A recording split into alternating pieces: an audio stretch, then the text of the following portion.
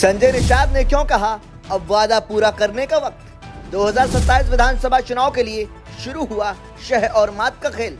योगी के मंत्री ने बीजेपी को याद दिलाया मझुआ समझौता। उत्तर प्रदेश में विधानसभा चुनाव में अभी काफी वक्त है, लेकिन सियासी पैतरे और नफे नुकसान का आकलन करना सियासी दलों ने शुरू कर दिया है। दरअसल निषाद पार्टी के अध्यक्ष और यूपी में कैबिनेट मंत्री संजय निषाद ने भारतीय जनता पार्टी को मझुआ समझौते की याद दिलाई है। साथ ही उन्होंने बीजेपी को आगाह किया है कि उसे लोकसभा चुनाव वाली गलती नहीं दोहरानी चाहिए। दरअसल कैबिनेट मंत्री डॉक्टर संजय निषाद ने बताया कि मझुआ सीट पर हो रहे उपचुनाव को लेकर ये तय हो गया था कि ये सीट निषाद पार्टी के खाते में जाएगी और पार्टी ही यहाँ से चुनाव लड़ेगी। तब बीजेपी के राष्ट्रीय अध्यक्ष जेपी नड्डा ने निषाद पार्टी से यह समझौता किया था और पिछले साल नवंबर में हुए उपचुनाव में बीजेपी को इस सीट पर जीत मिली थी।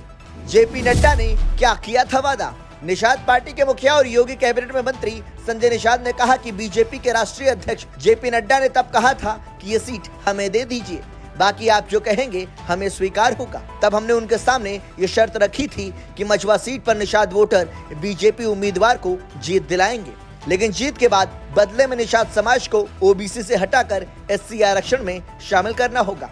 निषाद पार्टी ने तब अपना वादा पूरा किया, अब बीजेपी को भी अपना वादा पूरा करना चाहिए। संजय निषाद ने कहा, इसी वादे को याद दिलाने के लिए निषाद पार्टी प्रदेश में संवैधानिक अधिकार यात्रा निकाल रही है।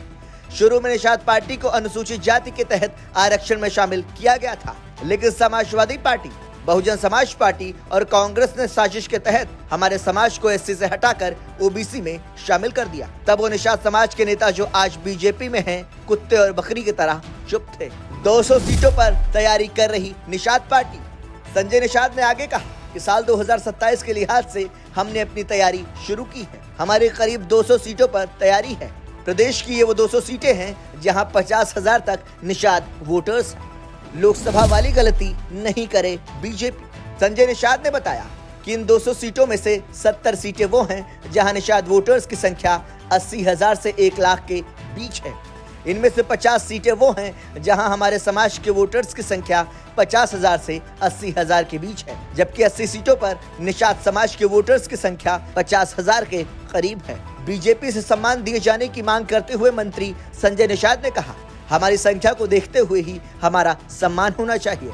सम्मानजनक समझौता होने पर ही बीजेपी के साथ कोई समझौता होगा।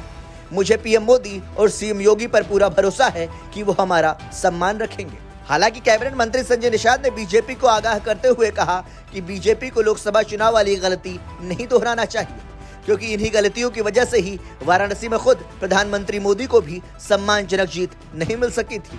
खैर, अब भाजपा संजय निषाद के दावे को कितनी गंभीरता से लेती है, ये देखने वाली बात होगी। ब्यूरो रिपोर्ट, संदेश वाहक।